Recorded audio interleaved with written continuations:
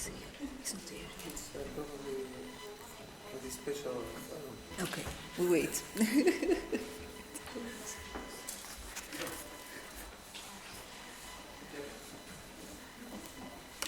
All right. Very good.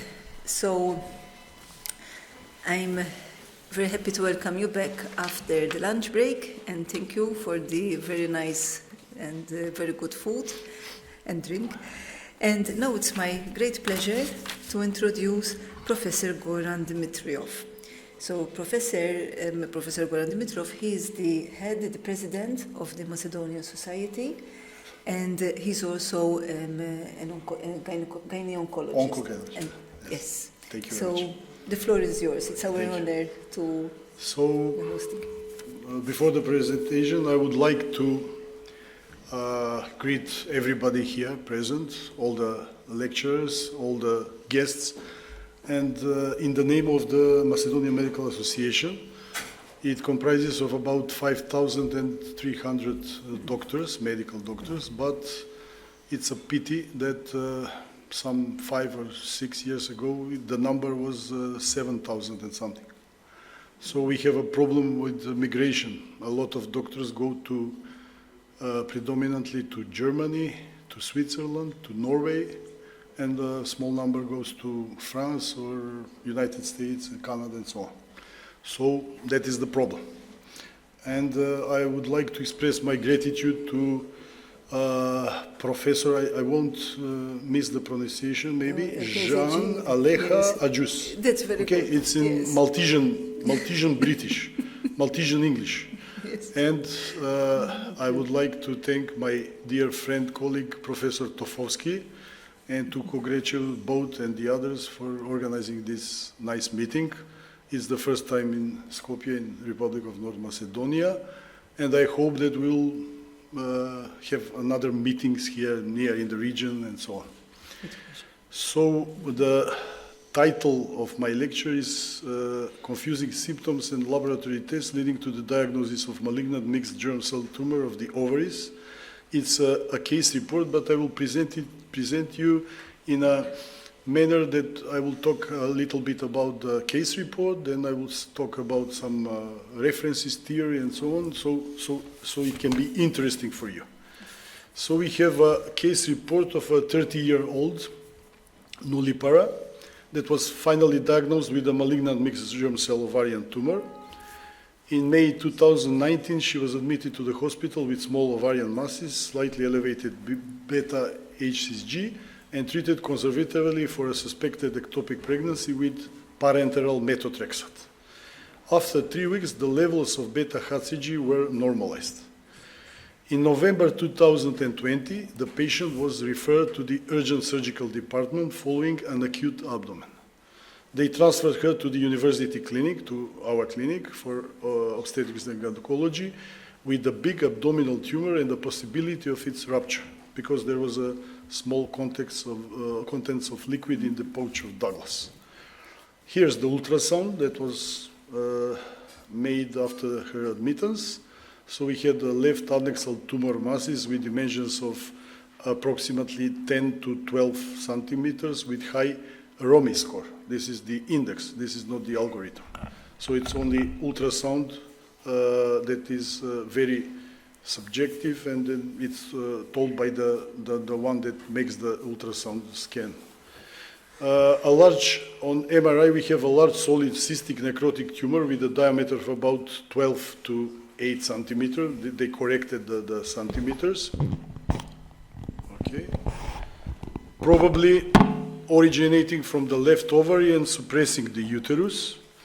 It is with heterogenic density, lobulated, and a restriction of diffusion. Due to the characteristics, the excellent assistant professor, Menka Lazarevska, my student, I always say, made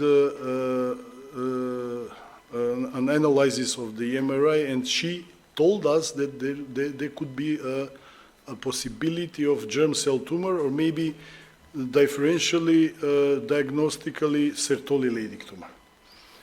So, also a larger amount of free fluid is observed. And the laboratory analysis showed slightly elevated beta HCG, slightly elevated CA125, normal HE4, that is the human epididymal factor 4, that is used in the Roma algorithm. When you take the premenopausal and menopausal into account, and then you have the quantitative measures of CA125 and HE4, that is the Roma algorithm. And then we got a Roma score of only 8%, that is low risk. The biochemical analysis showed very high LDC, lactodehydrogenase, leukocytosis, thrombocytosis, and elevated CRP. So there's something like a confusion. In order to preserve the fertility, a left annexectomy with the tumor and biopsy of the right ovary for frozen section was performed, and malignant mixed germ cell tumor was diagnosed. Following the diagnosis from the frozen section, the operation was continued with total abdominal hysterectomy, right annexectomy, and staging. Everybody will ask from us oncogynecologists why to perform the total abdominal hysterectomy with bilateral salpingo-oophorectomy. There is an explanation that was proven in the pathohistology results. There was a dissemination of the tumor because it was ruptured on the bowels, on the intestines, and also on the surface of the right ovary. So we got the final diagnosis that was mixed germ cell tumor, predominantly yolk sac and less disc germinoma, with FIGO classification stage 2B. And it was a very, very bad prognosis. Now I'm going to some theory, or I will use only 3 or 4 references in the last 10 years, and one of the best citation that I can use for mixed germ cell tumor ovaries. I will say only this. This is the poster, the panel that we have in our room in the department, and this shows the diversity of the histopathology of ovarian neoplasms. And we have in Blaustein's pathology that germ cell tumors are composed of a number of histologically different tumor types derived from the primitive germ cells of the embryonic gonad.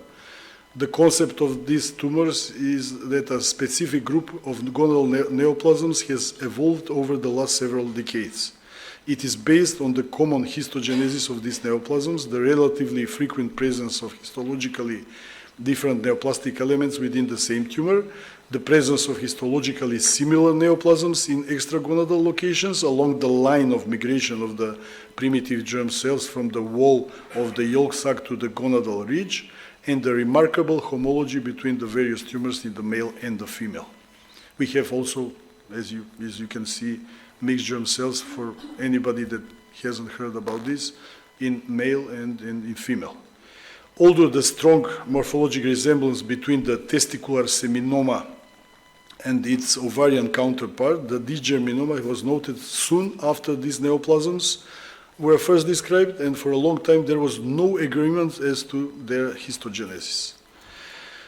One of the best citations that I found after we diagnosed this tumor was the article of Savdar Nida from Boston and his colleague Jennifer Young from Minneapolis. They have made analysis of 100 cases emphasizing the frequency and the interrelationships of their tumor types, of these malignant mixed germ cell tumors. So they occurred in patients 3 to 55 years, mean age 20 years. Our patient was 30 years of age. The clinical presentations was usually that of any highly malignant tumor of the ovary, abdominal pain and distension. That was the same reason for admittance to our clinic. But 3 cases of this all were with endocrine manifestations. The tumors were usually unilateral. Yes, it was unilateral, but they found dissemination on the surface of the contralateral ovary. and they ranged from 4 to 38 centimeters, mean 16, and ours was 14 to 8 centimeters in dimensions. And they were uniformly solid, or more often solid and cystic, like in our case. Occasionally, the typical appearance of dysgerminoma, but the most common tumor type was yolk sac tumor, followed by dysgerminoma, immature teratoma in percentage, embryonal carcinoma, and choriocarcinoma. A variety of admixtures were encountered, like dysgerminoma and yolk sac tumor was the most common combination, 25% of the tumors, with the two components often being sharply demarcated. Immature teratoma and yolk sac tumor was the next most common pairing in 20% of the cases, and followed by yolk sac tumor and embryonal carcinoma with or without immature teratoma in 16%. So, why this citation? Because this is the largest series of ovarian malignant mixed germ cell tumors reported, and details their characteristics, including association of their subtypes and the frequent apparent role of embryoid bodies in giving rise to yolk sac tumor and embryonal carcinoma components. I won't tell you about the histopathology types in these tumors. You can read, this is, I think you can download it free of charge. It is from Savdar Nida and the co-authors from Boston. Let's go back to our case report. This is the histopathology analysis that was made by Professor Slavica Kostadinovska. Kunovska, she's the she is the president of the Pathology Society, of the Macedonian Pathology Society. And accidentally, we lost the picture of gross pathology. Even we made the picture after the operation. And she has an explanation. The ovarian surface was multilobulated. The ovarian parenchyma was vastly infiltrated with poorly circumscribed solid tumor mass with yellow to gray color, with large areas of hemorrhage and necrosis. The histopathology showed mixed germ cell tumor composed of yolk sac tumor and dysgerminoma, with the yolk sac tumor being the predominant component. The yolk sac tumor was composed of Schiller-Duval bodies, as well as areas with reticular and microcystic pattern. The tumor cells were focally positive for AFP. Also, the dysgerminoma was composed of sheets and nests of polygonal cells with eosinophilic cytoplasm, uniform nuclei and prominent nucleoli, separated by fibrous septae containing T lymphocytes. And the end of the analysis, sorry for this, the end of the analysis showed that the entire dysgerminoma cell population was positive for vimentin, negative for epithelial markers and CD30, and weakly positive for OCT4. After the operation, the biochemical laboratory analyses were normalized within 15 days, and the patient was slightly better. But she had an abdominal pain 3 weeks postoperatively, and pain in the spine. We didn't know in that time, because I think it was the period when we were absent, and there was, upon her and parents' request, that an MRI scan was performed, and no abnormalities were seen, only the normal inflammatory changes around the site of operation. Even they have made, after that, 5 days after that, a CT scan for possible enlargements and possible lymph nodal metastasis, but it was also with no abnormalities. So it's only some 2 or 3 weeks after the operation. She was sent to the oncology department, and she was put on the protocol of cisplatin, etoposide, and bleomycin. In February, that is only 4 months after that, retroperitoneal metastasis in the region of the left kidney and metastasis of the retroperitoneal paraaorta and left parailiacal lymph nodes were found. I like this picture because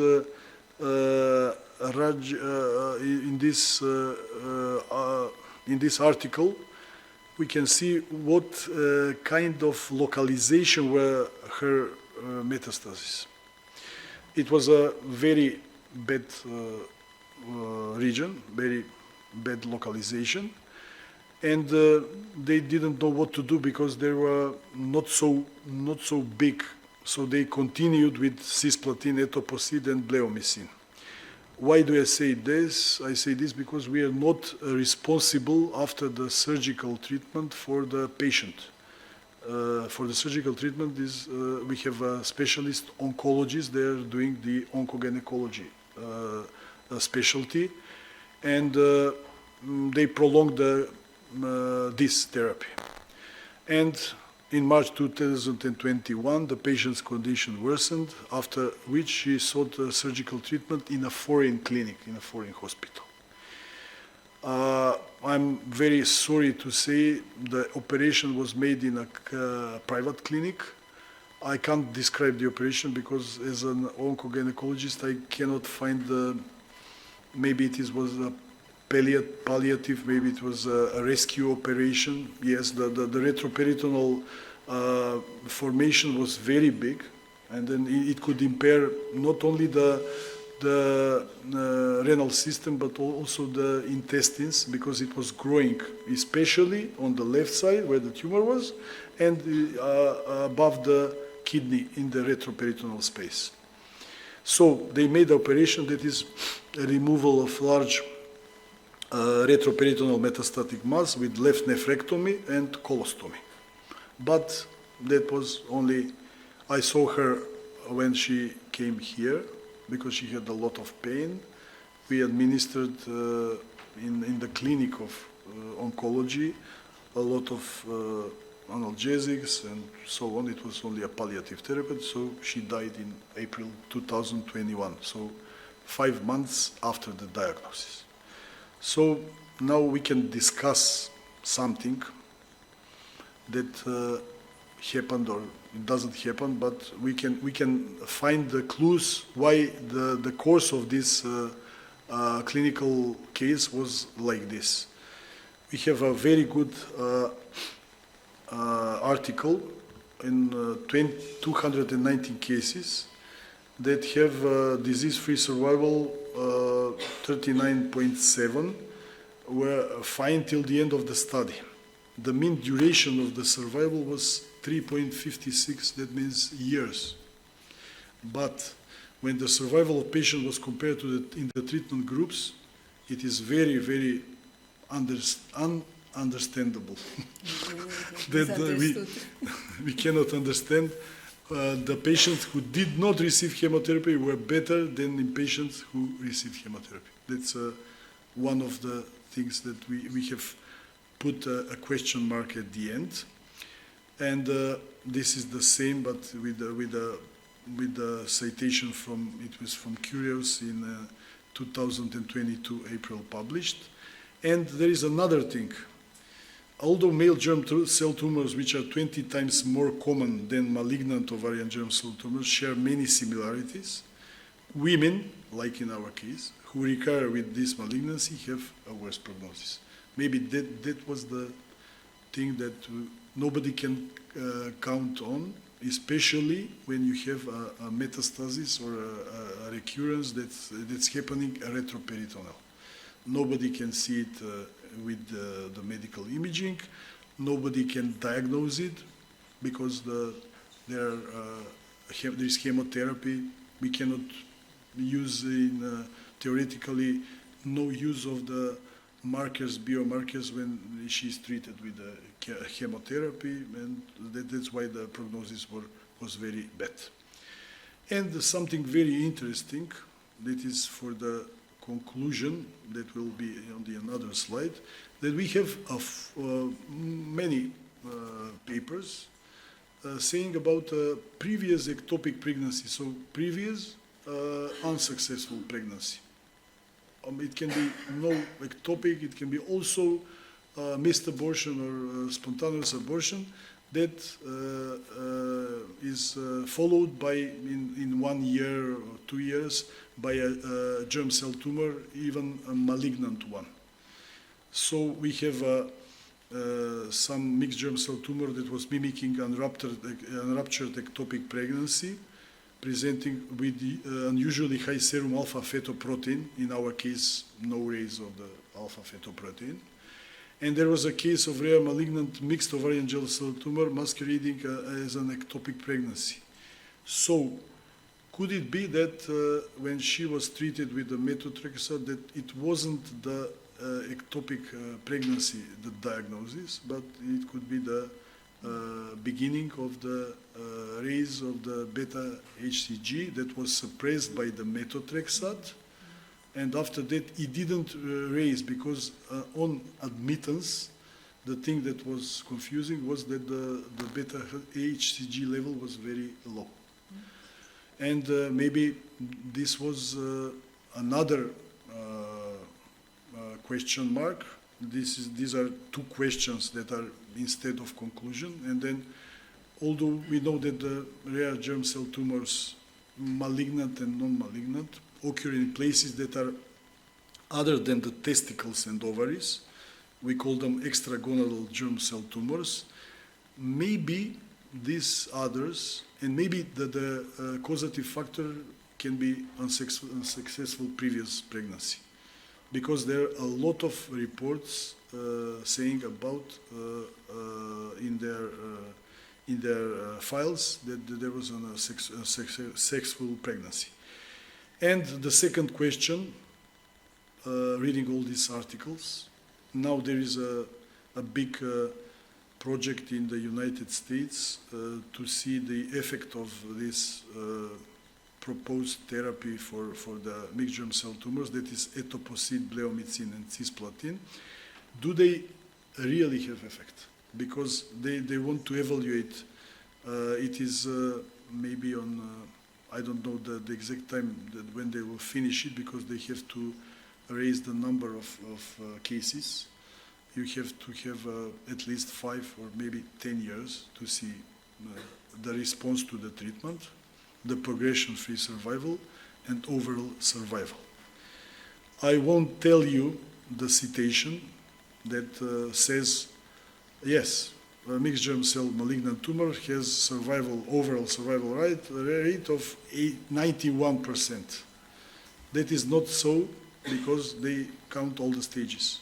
If the stage is advanced and there is a misdiagnosis, not a misdiagnosis, but a false interpretation of an MRI scan or even a PET scan, you can do it and then you cannot see the retroperitoneal metastasis, then we are speaking about a much higher stage than to be like she was. And this is the, we are in a rare gynecological malignancies symposium. But now I'm going on the bright side of life, and then I will tell you about 3 rarities. It's for Macedonia. The first rarity. This is the Salmonum ohridiensis or Salmo letnica, or Salmo macedonicus. It's a fish endemic to the Ohrid Lake. I hope you will come again and visit it if you don't have time. And it is on the reverse side of our 2 dinar coin. It's very rare. It's endemic only. And we have given some to Serbia. There is another lake that they have gave the fish for nesting, or what's it called. And it's very tasty. You should try it. The second rarity is, you haven't heard, but we have a very old observatory. What does it mean? It is a plateau north of Skopje, north of Kumanovo, that is 3,800 years old. You can see the picture that they have been waiting so to come on the 21st of June, the 21st to 22nd. So you can see the sun coming out at the observatory. So what were they doing 3,800 years ago? They were having a sign, they were putting fire, and they were organizing planting, plowing, harvesting, and all the other agricultural calendar. And they had a lunar calendars followed by a 19 years cycle, where for the first 12 years, each year had 12 months, 6 summer months, and 6 winter months. The remaining 7 years were divided into 13 months. That is all because of the moon and because of the inequality of the eclipse of the moon. So you can imagine that this was done with a very, very strong and concise precision in 3,800 years ago. I have seen this only in the Mayan culture in Mexico. You stay there, and at 12 o'clock there is a sun ray coming at one hole. This is the same in Kokino, that's the name. And the last one, that is for the ladies, and then you don't have to go to Ohrid. A very important thing, this is the Ohrid pearl. It's made of another kind of fish that lives in Ohrid Lake. It's called the fish that is afraid, plashica. And the pearls are made, handmade from natural sources. And maybe all the women, famous women, so you should all have these pearls, starting from princesses of Belgium, princesses of Italy, Montenegrin princesses, you know, they live in Italy now. Everybody has, even late Queen Elizabeth II had the necklace. This is the one that she is wearing some 10, 15 years ago. That was not so cheap, but for the royals it's cheap. It was something like, they say, 6,000 pounds. And it was presented in that time by the president of Yugoslavia, Tito, in that time. And everybody wants to buy this, from Nicole Kidman to, I don't know, to Angelina Jolie. Everybody has it. Even Ceca, the Serbian singer, has it. Right. So thank you for your attention. And it's not on me, but the president of MAGO, Macedonian Association, should invite you the second weekend of May.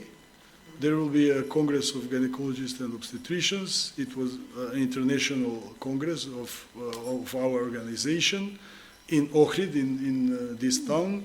So take your attendance there, please. Okay, thank you very much.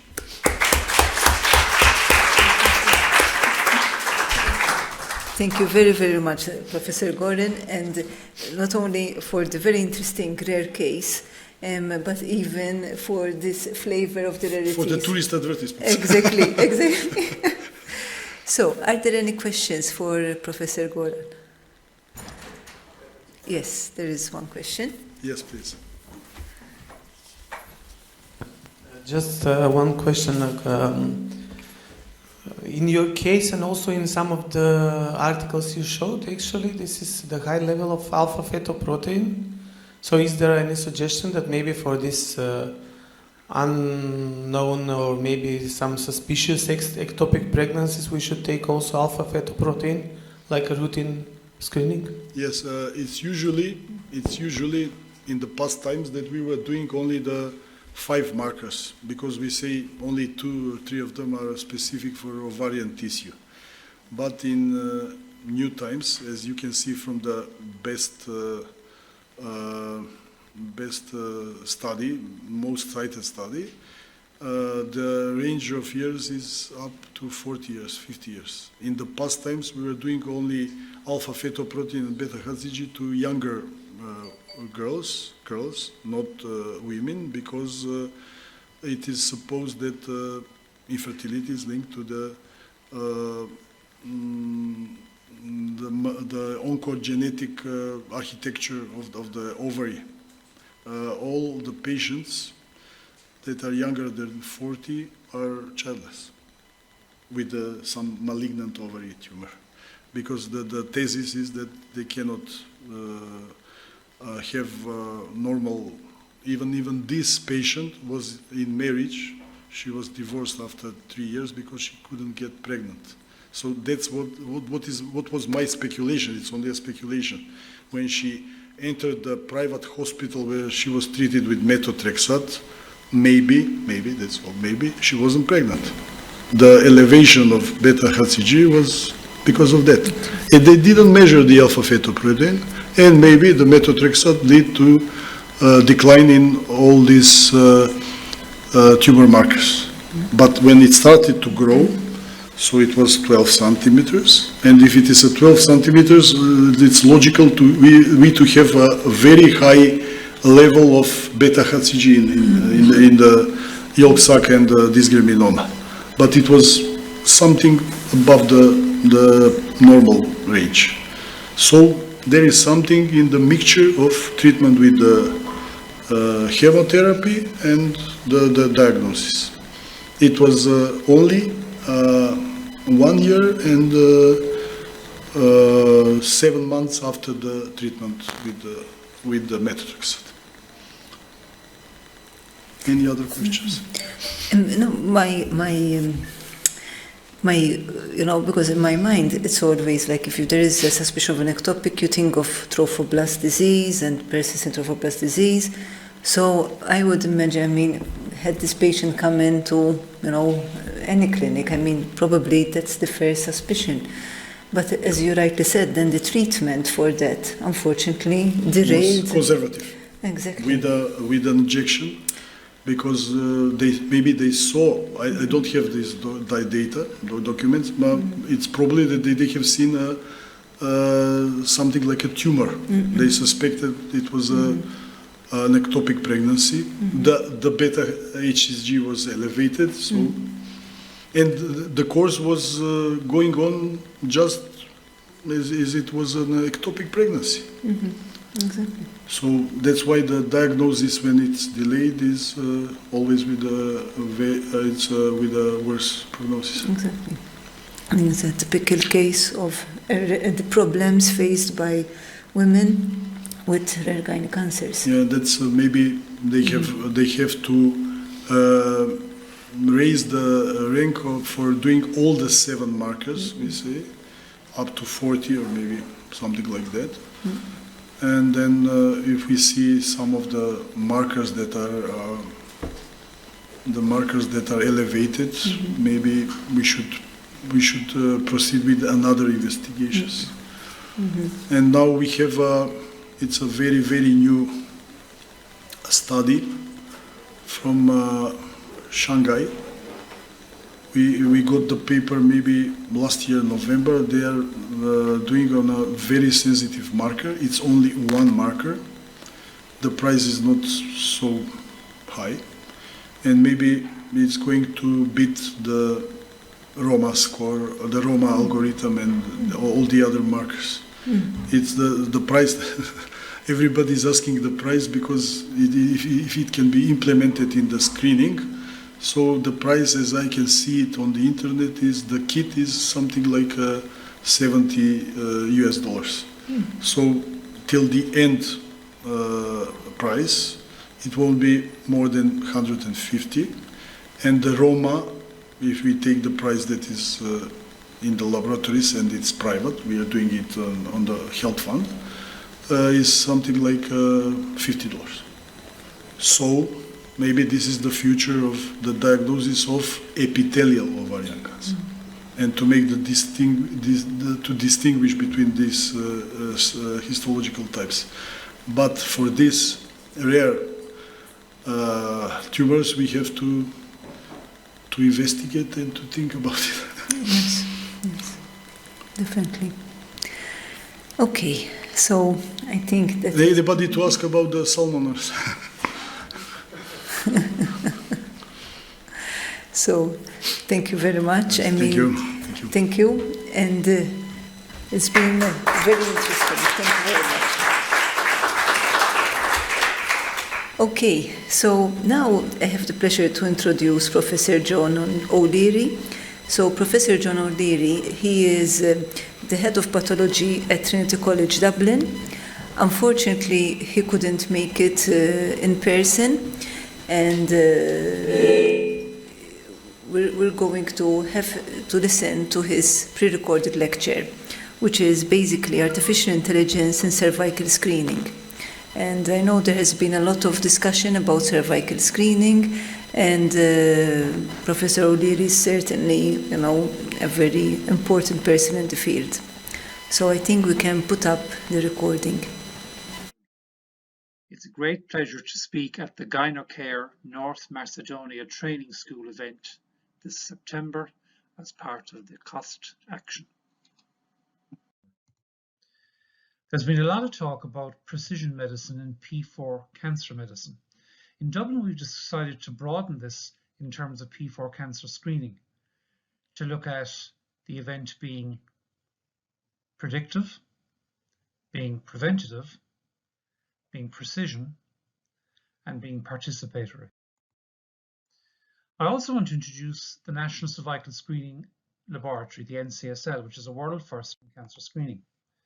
The vision here is to create an iconic and resilient national screening laboratory, a world first, based on excellence in clinical research and education activity to serve as an ecosystem of excellence in cancer screening into the future. As I said, this National Cervical Screening Laboratory is based on 3 pillars of clinical excellence, research excellence, and educational excellence, and is based at the Coombe Women's Hospital. Here's a stylized image of what the building is going to look like. The NCSL has been made possible by the presence of Surviva, a Trinity College-based research ecosystem of excellence that looks at human papillomavirus-related diseases, but also looks at the use of AI digital cytology and pathology in terms of screening services into the future.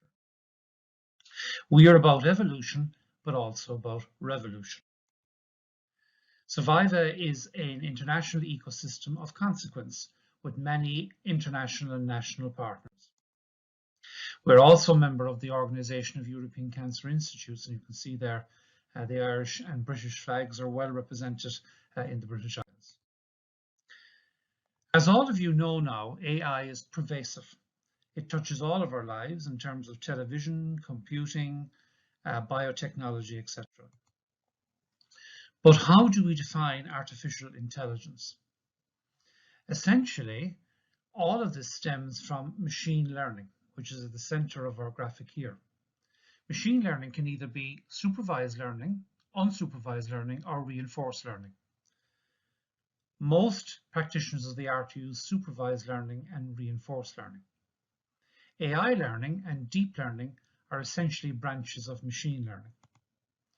Machine learning essentially can be defined as the ability to learn a task from data without the need for being programmed explicitly, whereas deep learning is you learn highly complex visual features, much more advanced. There are many types of AI, including reactive, limited memory, theory of mind, and self-aware. Most machines available today to perform AI are using limited memory moving towards theory of mind. No instrument currently is self-aware. In general, there are 7 types of artificial intelligence: reactive machines, limited memory, theory of mind, self-aware, artificial narrow intelligence, artificial general intelligence, and artificial superintelligence. Most AI systems that now work in pathology use convolutional neural networks, which effectively mirrors the neurocortex that we as humans use. So it takes an input image, here designated in a binary system 0101. It forms a convolutional layer of those images that it sees. It then pools those images, refines those images, cleanses those images, and then interconnects all of the data that it has achieved in terms of a neural network to make a decision on the particular feature that you wanted to recognize. So essentially, a convoluted neural network is like our functioning neocortex. We are very familiar with the use of digital pathology and surgical pathology. And these schemas here show a very, very simple digital pathology schema from sample preparation to the use of an imaging system, and then to an imaging system and advanced analysis. And I think we're all pretty used to using that in surgical pathology. Surgical pathology in general has used 2 main modalities, machine learning and deep learning technologies, to achieve AI solutions. However, this has evolved over time and has now reached a stage of maturity where departments can actually start to use it. It started off using deep neural networks, again using input layers, here designated X1 to X4, then having developed hidden layers and then finally a defined output layer. Convolution neural networks, here you can see a classical image on the left-hand side, how this image is effectively broken up into multiple grids. They create a convolutional layer here in terms of 1 to 20, and then you've got the pooling layer, which is essentially made up of a mixed intersection of those digits or numerics from the convolutional layer. And then you must develop an algorithm in terms of how you're going to be able to assess the image that you've seen as part of your digital pathology or AI digital pathology solution. AI now, in terms of pathology, talks about a pathologist-centered medical system, but there are bottlenecks in terms of AI technology. So AI and digital pathology puts the pathologist at the center in terms of using clinical informatics, molecular pathology, digital pathology, and clinical pathology, and integrating that into a complete diagnostic system. However, there are bottlenecks. You need people who have expertise to work with AI digital pathology. There are ethical issues around this. There are questions in relation to what data is applicable or can be used for AI technology, and hardware limitations in terms of your scanning system, your cloud capacity, and your data processing capacity. So the real revolution in terms of cervical screening and cervical cytopathology is the use of artificial intelligence and AI digital cytology. Cervical screening technology has matured since 1940 with the introduction of the Pap smear, right through the introduction of liquid-based cytology, HPV DNA testing, HPV mRNA testing, and now artificial intelligence digital image analysis. But we need to go back to the basics now. Basic digital imaging process follows 4 simple steps. You have a glass microscope slide that must be digitally imaged. It is now advised that this should be whole slide imaging. Whole slide imaging is stored in a server for retrieval. Whole slide imaging is reviewed at a local or remote location on a high resolution monitor. If you stick to those 4 simple rules, you'll achieve success. But there are unique challenges with digital cytology imaging, unfocused imaging, large file size, sometimes up to a terabyte, and slow scan speed. Digital imaging in cytopathology has, I'd say, lagged behind use in surgical pathology. Centers have used static imaging, live streaming, and most recently whole slide imaging. Whole slide imaging approach is favored. The clinical and non-clinical uses are given here, but the benefits include standardization, improved accuracy, automation, and ease of consultation, improved workflow. Despite all of the advances in pathology, surgical pathology, the same has not been true of cytopathology. And what are the challenges? Well, there are technical challenges, essentially, where cytology and histology are completely different. A surgical section, as compared to a cytology smear, as indicated here in the diagram, is completely different in terms of depth of field analysis. The focus requirements are different. There may be artifacts or obscuring material. File sizes are usually much bigger with cytology imaging, and the scan times can be very long indeed. There are also challenges, or clinical challenges. The transfer of the technology from the cytotechnologist or screeners to the pathologist. It's not a microscope at the end of the day, it's a slide navigation system. It needs to be ergonomically designed, it needs to be responsive. There's a learning curve required. There are regulatory and guideline requirements. Workloads need to be worked out, and you must have trust in the image analysis algorithms. But there are huge opportunities. You're going to be using high resolution imaging, advanced image analysis, improved accuracy, improved efficiency, giving you all the benefits that are summarized here in this slide. This is a stylized diagram from Hologic in terms of digital cytology giving improved efficiencies. The current workflow, 3 to 4 days. Digital workflow, 1 to 2 days. Streamed down, efficient, lean.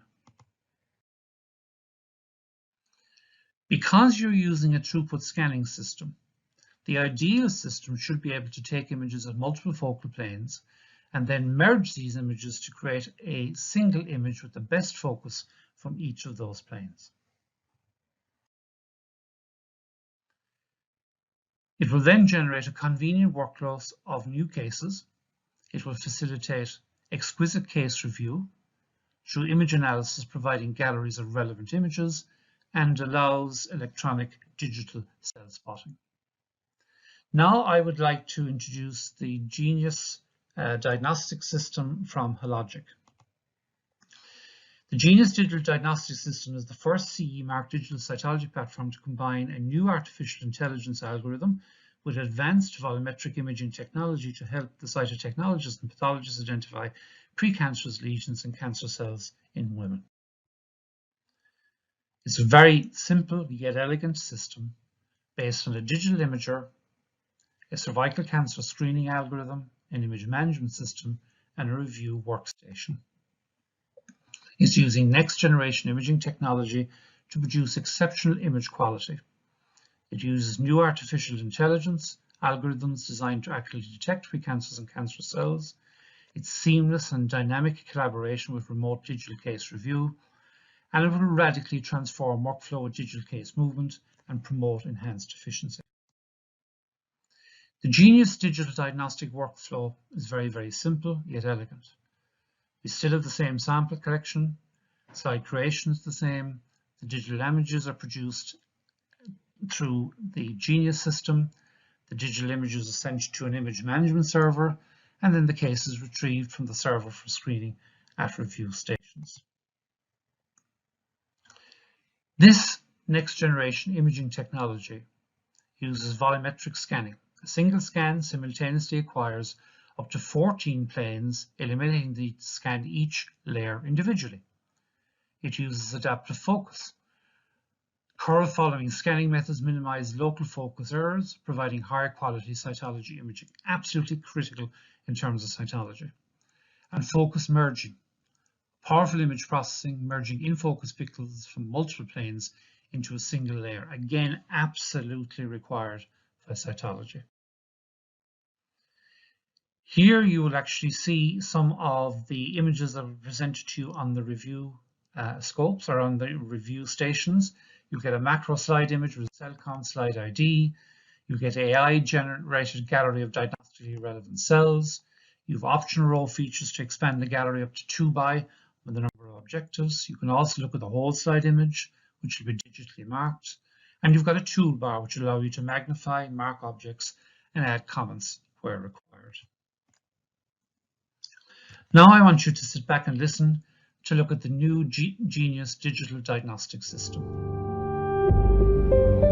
Introducing Genius Digital Diagnostics, a revolutionary artificial intelligence-enhanced digital cytology system. To image thin prep GYN, non-GYN, and urocyte slides, simply open the door and insert up to 10 ergonomic slide carriers, each holding 2 standard slide racks for up to 400 slides at a time. On the touchscreen interface, press Start to initialize the system. As each carrier is being processed, the system takes a slide inventory and displays it on the screen. Next, it automatically selects and retrieves a slide and brings it to the macro station, where it captures an image of the slide and label. This image will be displayed on the review station to enable slide identification and confirmation of chain of custody. After the macro image is captured, the slide is moved to the imaging station where whole slide imaging begins. Utilizing a novel volumetric scanning technique, multiple planes of focus are imaged simultaneously and merged into a single 2-dimensional image where the best focus for each object is captured. As the scan completes, the entire slide is reviewed by an image analysis algorithm to generate a gallery of diagnostically relevant cells. The case is moved to the workflow server for storage and retrieval. On-site and remote users access cases through their review station for accurate and efficient sign-out of cases, making the Genius Digital Diagnostic System a seamless next step in the field of cytology. Behind every sample is a person. Someone looking for certainty, for answers. Until now, finding those answers has meant searching through thousands of cells on a physical slide. But imagine if, instead of being limited by the confines of glass, we could move beyond it. Harnessing cutting-edge imaging technologies to preserve cellular detail and detect abnormal cells in seconds. Imagine if we could bypass physical couriers and share cases instantly across a network of medical professionals. Instead of sorting through stacks of slides, we could simply tap through them and be guided to the most clinically relevant cells, all within an ergonomic platform designed to build on and improve existing workflows.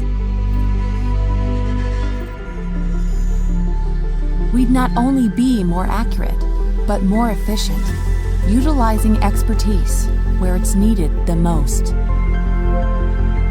Rare group of atypical cells present, consistent with other cells on the slide. We could connect and collaborate on cases to provide the best diagnosis possible. We could make more informed decisions with all of the relevant medical information at our fingertips. And with a second opinion just a tap away. Hi, Mike. On this case, I saw you reviewed last year's slides, so I wanted to get your opinion on it. You bet. I'll pull up a previous. Imagine if sharing your slide was as simple as sharing your Last screen. year there were some atypical cells. These are definitely low grade. I'd make sure a clinician follows up with her. Perfect. Thanks, Mike. Imagine if this technology was as smart as we are. If in the world of tomorrow, places lacking clinical expertise could receive first-rate information about their health. If instead of a week or more, patients could receive the definitive answers they're looking for in a fraction of the time. And imagine if this technology was available to everyone, everywhere, around the world.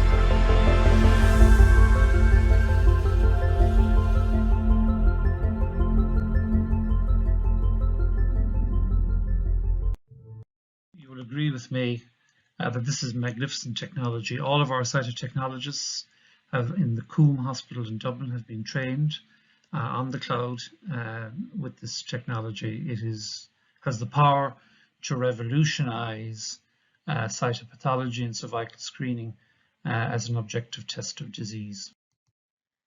So what are the benefits?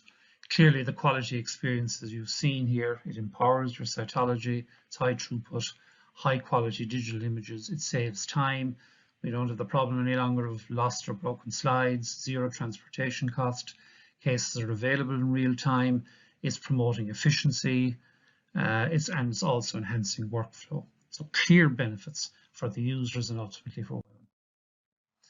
Now I want to show you some recent publications in relation to whole site image analysis and the use of AI for cervical cancer screening using deep learning.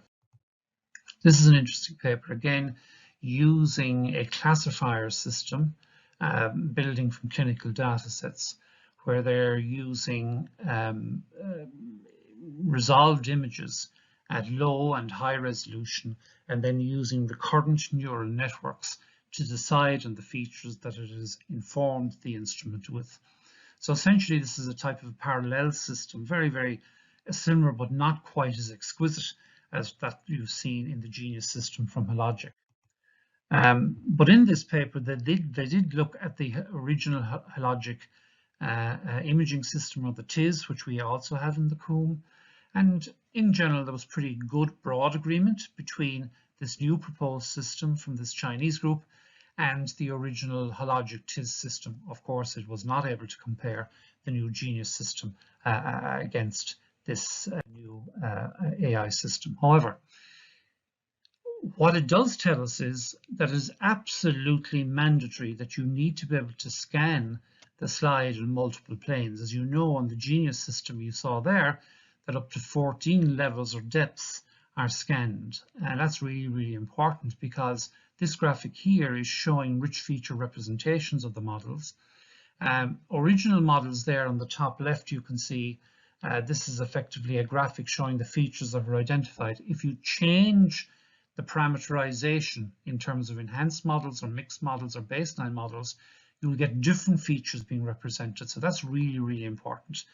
So you need to be able to input the correct data to the system so it will actually derive and crystallize the necessary data for you, so that you will be able to actually see the cellular features that are of interest to you. The particular problem with digital imaging and AI digital imaging is the concept of the nucleus and an issue which is called compartmentalization.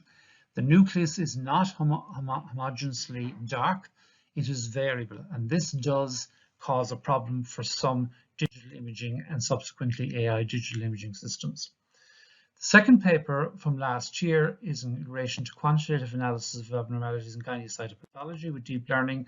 And again, it's using the same type of approach, using multiple layers, either as a semantic segmentation or pixel level annotation, and then combining, refining, curating the images that are obtained to essentially provide you with a classifier where you can make a decision based on the cells that it presents to you in terms of the AI digital screening event.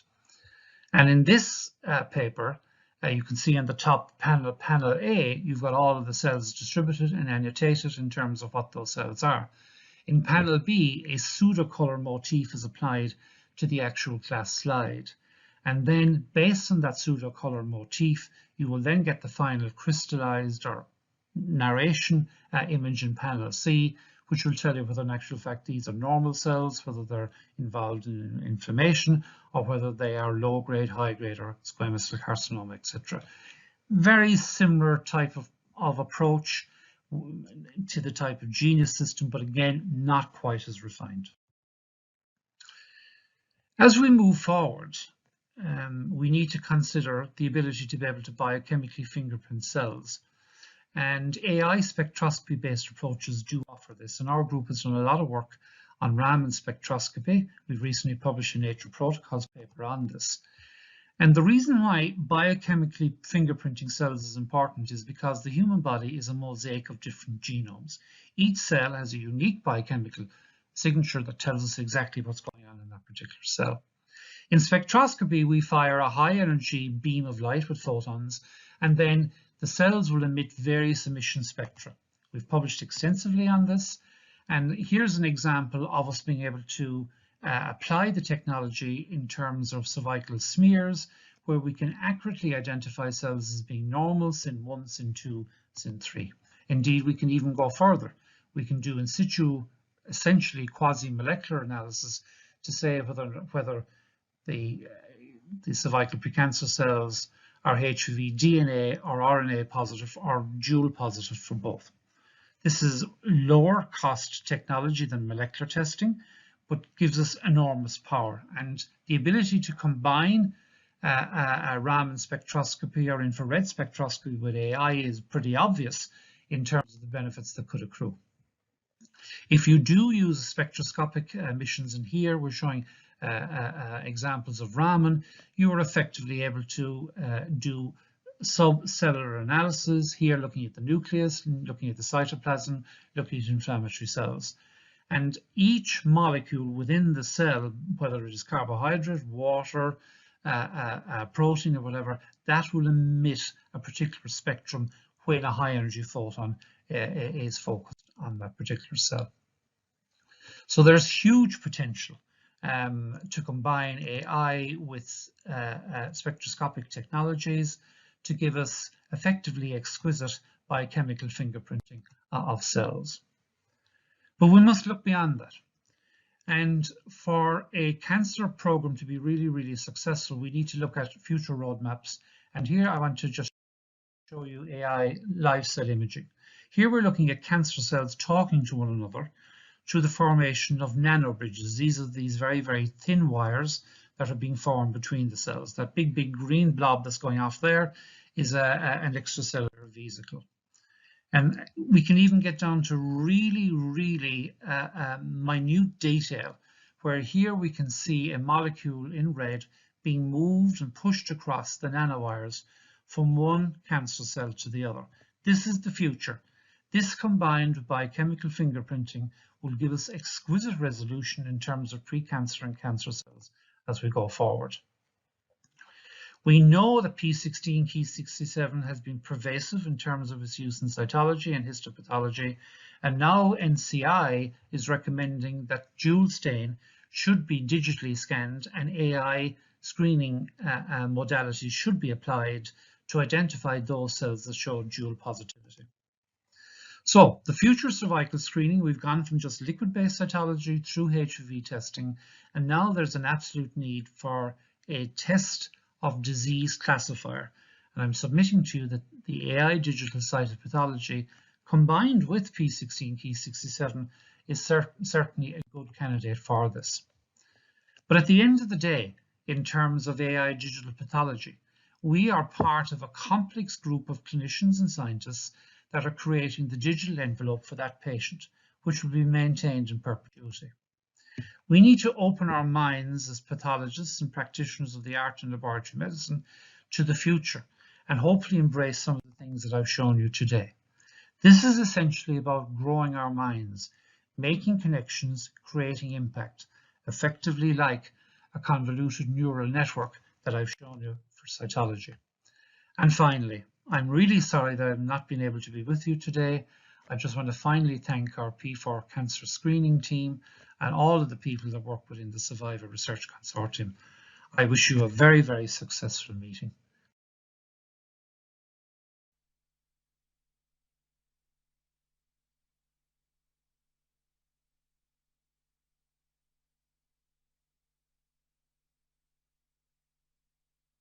Time to record this lecture specifically for us. So actually we can now break for coffee break. So I do encourage you to stay on for this afternoon session. So in the afternoon, starting at 3:30, we'll be connecting with the University of Bologna, specifically with in the ANT building, which is the Associazione Nazionale di Tumori, which is the association of the National Association for Tumors, which is a patient-oriented organization. It's like an advocacy group who is in some countries, it's called the hospice. So they provide the help to patients where the government can't support. They provide that extra support to patients. And it's actually very interesting because they're going to start with a book launch called Telemedicine in Oncology. And it does include a couple of chapters contributed to by members of this co-section. And then there will be a satellite symposium where there will be combined speakers from here. So there will be Prof. Grigor, Dr. Vera, and myself contributing. And at the same time, there will be speakers from their end. So it's quite ambitious. We hope the technology works, but it should. So we can have a bit of a longer coffee break, and we can reconvene at, ideally we'll reconvene at around 3:20. So we're here. So when they link with us, they see us here, okay, at 3:30. So thank you very much for now. Yeah, thank you. Okay. Yes, it's a